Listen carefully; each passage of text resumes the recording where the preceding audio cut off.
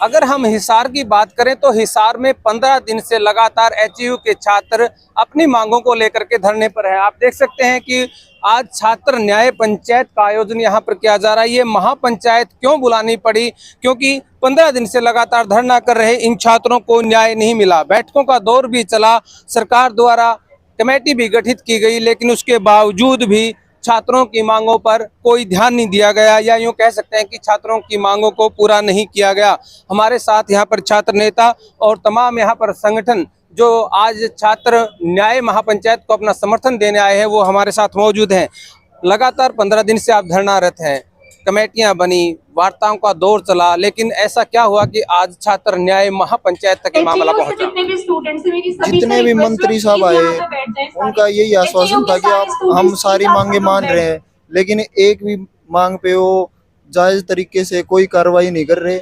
सिर्फ स्टाइफंड और जो एलडीवी कोटा की जो सीट्स थी उन पे वो कह रहे हैं कि हम इनको कर देंगे, लेकिन 10 तारीख को जो घटना हुई उसका क्या, उसके लिए कौन जिम्मेदार है, उसके लिए वो कोई कार्रवाई नहीं कर रहे अभी तक। कल भी वार्ता हुई थी 2-3 घंटे, उनमें एक भी मांग पे वो मानने के लिए तैयार नहीं है। तो आप लोग जब वार्ता में जाते हैं तो आपकी मुख्य मांगे क्या रहती हैं और किन मांगों पर सहमति बनने की गुंजाइश है? मुख्य मांग क्या है जिस पर बात अट जाती है?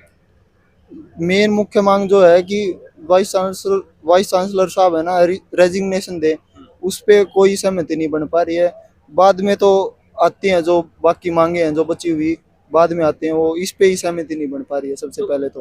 अगर हम आज की बात करें, जो छात्र न्याय महापंचायत है, कितने संगठन आप आज जा रहे हैं कि आपको यहाँ समर्थन देने आ जाएंगे और कितनी बड़ी ये छात्र न्याय महापंचायत होने वाली है? हजारों की तादाद में लोग आने वाले हैं, ये तो तय है।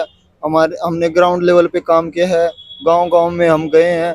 50 बंदों की टीम हमारे गांव में लगी हुई है, 50 बंदों की टीम हमारे छात्र संगठनों से बात कर रही है। तो आज की ये जो छात्र न्याय महापंचायत है अपनी एक नया दिशा इस धरने को देने का काम करेगी? बिल्कुल करेगी। हरियाणा ही नहीं पूरे देश में इसकी बात चलेगी, और पूरे भारत के जितने भी छात्र हैं, किसान संगठन है, वो हमारे समर्थन में बिल्कुल आएंगे। इसको चलिए, बहुत बड़ा आश्वासन आज पंचायतों द्वारा इस महापंचायत को मिलने जा रहा है। आप देख सकते हैं कि छात्र संगठन यहाँ पर पहुँचने शुरू हो चुके हैं, चाहे किसान नेता हो या अन्य संगठन हो, वो भी यहाँ पर पहुँच रहे हैं। हमारे साथ कुछ और व्यक्ति। सर, आप लगातार देख रहे हैं कि 15 दिन से छात्र धरने पर हैं, लेकिन समस्या का समाधान नहीं हो पा रहा है, क्या वजह मानते हैं? देखिए, वजह जो है मतलब कि मैं तो ऐसा समझता हूँ कि सरकार और प्रशासन की एक हठधर्मिता है कि जो विद्यार्थी जिनका काम पढ़ाई करना है वो आज सड़कों पर दर दर की ठोकरें खाने को मजबूर हैं। उसके लिए प्रशासन को और सरकार को सोचना चाहिए। और कल एक नैरेटिव मंत्री महोदय के द्वारा पूरा दिन मीडिया में चलाने की कोशिश की गई कि हम वाइस चांसलर को 6 महीने की छुट्टी भेज रहे हैं और एक कमेटी बना देंगे, परंतु उस बात पे भी जब शाम को इन विद्यार्थियों की बातचीत हुई तो प्रशासन उस बात से भी पीछे हट गया और उन्होंने कहा कि हम सिर्फ एक कमेटी बनाएंगे, जब तक कमेटी बनेगी तब तक ही हम छुट्टी पे भेज सकते हैं। चलो, वीसी को हटाने की बात थी उस पे नेगोशिएशन का एक पक्ष है, उसके अलावा जो बाकी बातचीत थी उसके ऊपर भी उनका कोई सकारात्मक रुख था नहीं, उसके ऊपर भी वो टाल मटोल गोली देने वाला कार्यक्रम ज्यादा चल रहा था। फिर कुछ बातें निकल करके आई कि जब कमेटी हो रही थी, छात्रों के बीच वार्ता चल रही थी, उसमें भी कुछ ऐसे पक्ष उठाए गए सरकार की तरफ से या एचयू प्रशासन की तरफ से जो नहीं उठाए जाने चाहिए थे, उनको आप कैसे देखते हैं?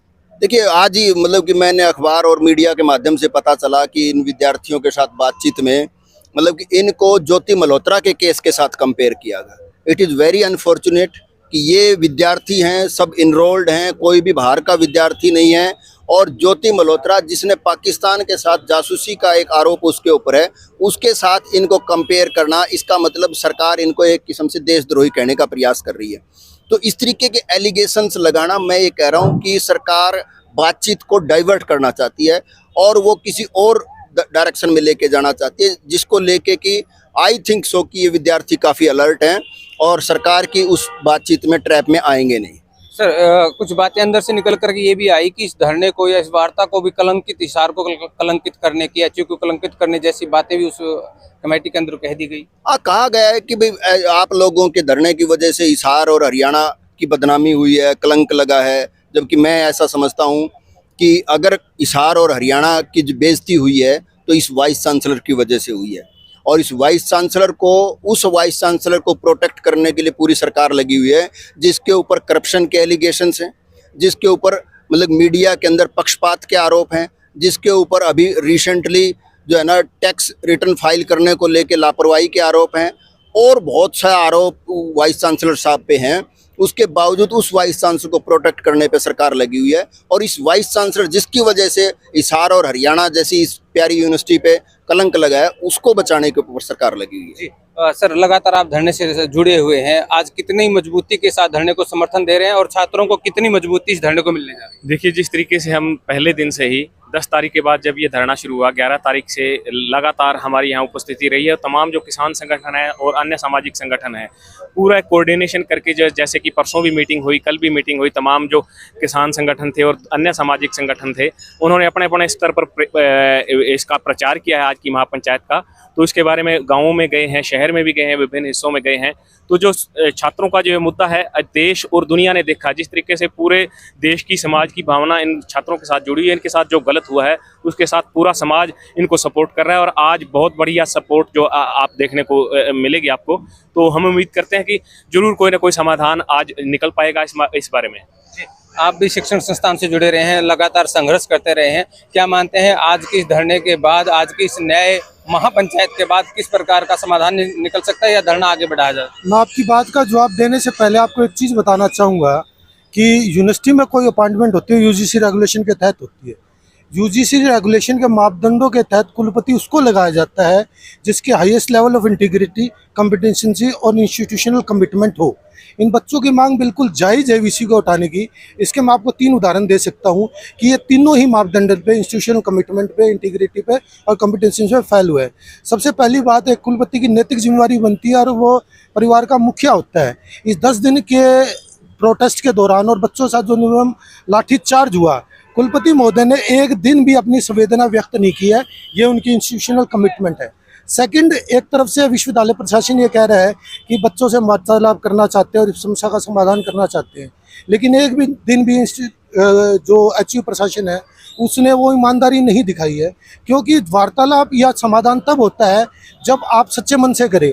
ये एक तरफ तो बच्चों की तरफ बढ़ते जा रहे हैं, उन पर एफआईआर दर्ज करवा रहे हैं, एक केस में एफआईआर हो चुकी है, सेकंड में एफआईआर दर्ज करवाने की कोशिश कर रहे हैं। उसके बाद इन बच्चों को आप थीसिस के लिए डरा रहे हैं, आपकी थीसिस सबमिट करने नहीं दिया जाएगा। इस तरफ से बच्चों को आप एग्जाम्स के लिए प्रेशराइज कर रहे हैं। तो आप किस तरीके से बातचीत करना चाह रहे हैं? तीसरी बात, एक जो जातिगत बात आई, कुलपति जो है अपने आप में एक बहुत बड़ा पद होता है, उस पद के बाद शायद मेरे ख्याल से कुछ नहीं रहता, क्योंकि एज एन प्रोफेसर 10 साल का एक आचार्य का एक्सपीरियंस होने के बाद आपको कुलपति का पद मिलता है। जिस कुलपति को अगर अपनी जाति बतानी पड़ जाए और बच्चों पर जातिगत आरोप लगाने पड़ जाए तो वह पूर्ण रूप से असमर्थ है, वो ना ही कॉम्पिटेंट है इस पोस्ट के रहने के लिए। और जहाँ तक इस आंदोलन की बात है, हम संपूर्ण शिक्षक हरियाणा के, हमारी फेडरेशन की तरफ से, हमारी फेडरेशन है हरियाणा फेडरेशन और यूनिवर्सिटी कॉलेज टीचर एसोसिएशन, वो इन बच्चों के साथ खड़ी है।